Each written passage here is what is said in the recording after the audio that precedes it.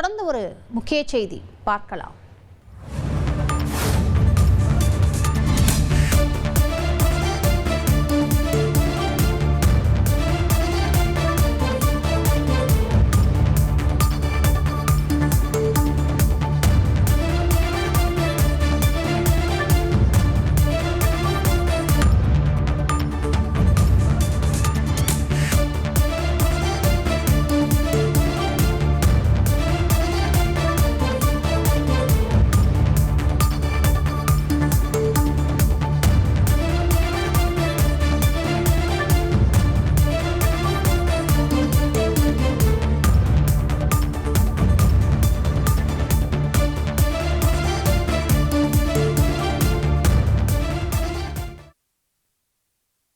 கள்ளக்குறிச்சி விஷச்சாராய சம்பவத்தின் முக்கிய குற்றவாளிகளான இருவருக்கு ஜாமீன் வழங்கியிருக்கிறது. கூடுதல் விவரங்களை செய்தியாளர் சுரேஷ் வழங்கிக்கலாம். சுரேஷ் வணக்கம்.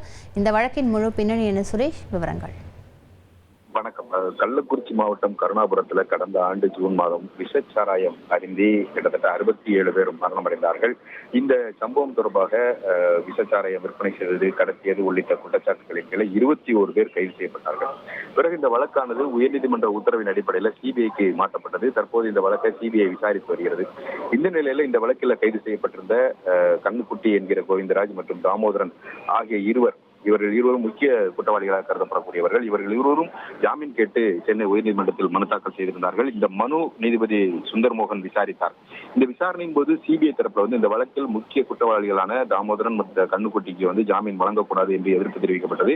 ஆனால் அவர்கள் 2 பேர் தரப்பிலும் முன்வைக்கப்பட்ட வாதங்கள் என்னவென்றால் 10 மாதங்களுக்கு மேலாக சிறையில் இருப்பதனால தங்களுக்கு ஜாமீன் வழங்க வேண்டும் என்ற ஒரு கோரிக்கையானது முன்வைக்கப்பட்டது. இதைத் தொடர்ந்து இந்த வழக்கில் தாமோதரன் மற்றும் கண்ணுக்குட்டி என்கிற கோவிந்தராஜுக்கு இன்றைக்கு நிபந்தனை ஜாமீன் வழங்கி நீதிபதி சுந்தர்மோகன் உத்தரவிட்டிருக்கிறார். இந்த நிபந்தனையின்படி மறு உத்தரவு பிறப்பிக்கக்கூடிய வரைக்கும் இந்த வழக்கினுடைய விசாரணை அதிகாரி, அதாவது சிபிஐ முன் தினமும் ஆஜராகி கையெழுத்திட வேண்டும் என்று இருவருக்கும் நீதிமன்றம் நிபந்தனை விதித்திருக்கிறது. விரிவான விவரங்களுக்கு நன்றி சுரேஷ். உங்கள் தந்தி ஒன் தொலைக்காட்சியில் கால பைரவன் தினமும் காலை 8 மணிக்கு காண தவறாதீர்கள்.